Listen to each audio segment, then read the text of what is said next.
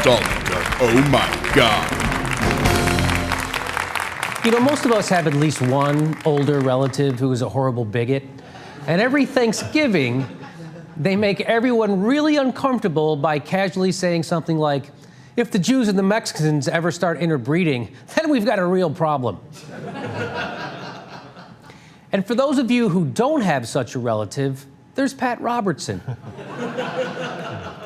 He's like that guy for all of America. And yes, he too makes things very uncomfortable in front of the other industrialized nations. Okay, so let's play our first clip. Here we go. Oh, I forgot to introduce who's with me. I thought of nothing else. Oh my God. Let me go. That's the real oh my God in this segment. I forgot to introduce. To my right, from Mystery Science Theater 3000 and CinematicTitanic.com, coming to a city near you, it's TV's Frank Conniff, ladies and gentlemen. Hi, Frank. Hey, Jimmy. Oh, thank you. Thank you. Great to be here. Quite an ovation, Frank. I'm excited. My feet are killing me, but... I know. No chairs. No. Next to him, a former writer for The Daily Show, hilarious comedian Steve Rosenfield. Hi, Steve. How are you? Good, Jimmy. Great to be here. Great to have you. I like the salt and pepper hair. Looking good. you. All right.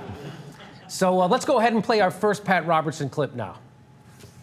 In the Bible, the term for this is not gay, it is not homosexual, it is sodomy. I don't see the problem. Well, the interesting thing is... It's my term for it. Yeah. I found out that sodomy, when you think of sodomy, what do you think? I always think, over here, back door, right? That's what everybody thinks, back door. But it turns out that sodomy not only means anal sex, but it also means, are you ready for this? It also means oral sex. Yeah, like those two things aren't even close. Whenever I hear Pat Robertson talk about sodomy, I'm like, oh, blow me. Well, this is what I'm talking about. Why do they have a word that means anal sex and oral sex, you know? Because let's say you hooked up with somebody and one person knew one definition and you knew the other definition. That could lead to a long night of apologies. Or of discovering new things that are delightful. Or discovering new things. But that's the thing. Like, why don't they have separate words for that? Why does sodomy have to mean both things? Why does it have to mean something fun that we all enjoy, and then something that's just downright fantastic? Okay. So let's go on to our next clip from him. And sodomy speaks of a city in the ancient days where people were so gross they actually tried to rape angels. But the question is, what were the angels wearing? Were they slutty angels? Were they wearing the translucent thing that I always picture in my mind? I bet you some of those angels weren't even wearing underwear.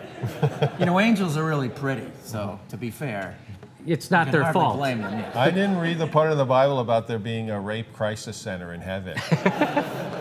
Well, there should be. There should be, apparently. absolutely. Okay, here's some more from Pat. And God said, I've had all of this I can take.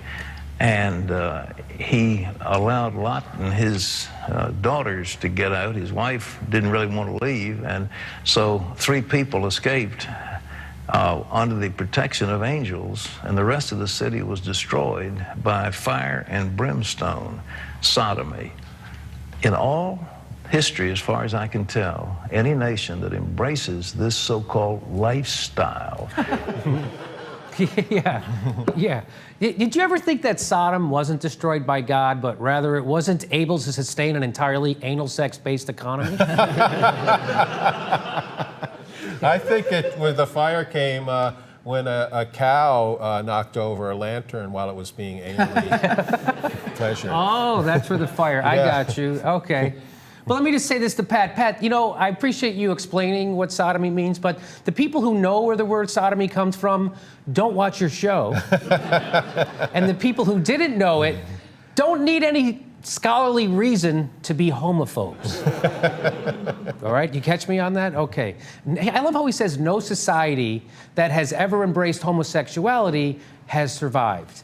Hey, Pat, guess what? No society has ever survived at all. They all die eventually and change into something else. That's the way civilizations work. That's the way history works. And you'd know that if you ever read anything else besides a 200... And you would know that, you son of a bitch. That's what I forgot to say. If you ever read anything else besides a 2,000-year-old magic book and a Reader's Digest. Well, okay, maybe our society is decaying, but at least we have Broadway musicals. Because of the gays, is Yes. what you're saying. Mm-hmm. Yes, what would we be? Let me just name 2 civilizations for you, Pat, that were okay with homosexuality. Ancient Greece and the Roman Empire. Pretty successful civilizations, and yes, they fell, but I'm pretty sure that had more to do with lead in the drinking water and poorly made alliances than it did with consenting adults buggering each other. And who the fuck taught you history, Pat? I bet it's the same person who taught Michelle Bachmann. And I'm pretty sure that teacher really shortchanges the chapters on the Renaissance and the Enlightenment. Okay. If what he's saying is true, then isn't Marcus Bachmann a sign of the apocalypse? Yes, he...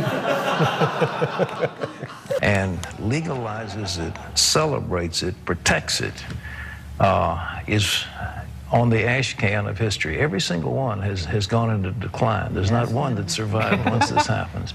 And the institution of marriage is so important, and to cheapen it and degrade it in this fashion, and it's being done by a few non-elected judges, or elected judges, whichever, but by a one-vote majority in a couple of the states. It's opened the floodgates. And what does it say? You've sown the wind, you've reaped the whirlwind. Lee? Wow. I don't even know what that means. He rapes the whirlwind? I don't know. The ass can of history is my favorite gay bar, actually. Wednesday night, bottoms drink free. I'm going to pretend I don't know what that means.